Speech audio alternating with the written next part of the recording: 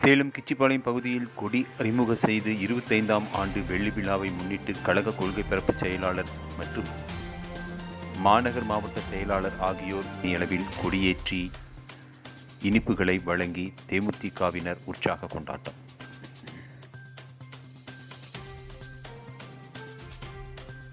தேசிய முற்போக்கு திராவிட கழகத்தின் கொடி அறிமுகம் செய்யப்பட்டு 25ஆம் ஆண்டு அடியெடுத்து வைக்கிறது. இதனை வெள்ளி விழாவாக கொண்டாடி வருகின்றனர். இந்த கொடி அறிமுக விழா நிகழ்ச்சி தமிழகம் முழுவதும் உள்ள தேமுதிக நிர்வாகிகள் கொண்டாடி ஏழை எளிய மக்களுக்கு நலத்திட்ட உதவிகள் வழங்க வேண்டும் என பத்மபூஷன் கேப்டன் விஜயகாந்த் அவர்களின் ஆசியுடன் கழக பொதுச் செயலாளர் பிரேமலதா விஜயகாந்த் அவர்களின் அறிவுறுத்தலின்படி தமிழகம் முழுவதும் கொடி அறிமுகமான 25ஆம் ஆண்டு வெள்ளி விழா ஆண்டாக தேமுதிக நிர்வாகிகள் விமர்சையாக கொண்டாடி வருகின்றனர்.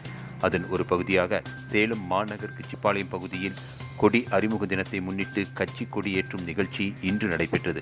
கிச்சிபாளையம் பகுதி செயலாளர் MP விஜய் தலைமையில் நடைபெற்ற இந்த நிகழ்ச்சியில் கழக கொள்கை பரப்பு செயலாளர் அழகாபுரம் மோகன்ராஜ் மற்றும் மாநகர் மாவட்ட செயலாளர் ராதாகிருஷ்ணன் ஆகியோர் சிறப்பு அழைப்பாளராக கலந்து கொண்டு தேமுதிக கட்சி கொடியை ஏற்றி வைத்தனர். தொடர்ந்து அப்பகுதி மக்களுக்கு இனிப்புகளை வழங்கினர். இதேபோல மாநகரின் பல்வேறு பகுதிகளில் கட்சி கொடி அறிமுக தினமான வெள்ளி விழாவை முன்னிட்டு மாநகரின் பல்வேறு பகுதிகளில் கட்சி கொடிகளை ஏற்றி ஏழை எளிய மக்களுக்கு இனிப்புகள் வழங்கி நலத்திட்ட உதவிகள் வழங்கப்பட்டது.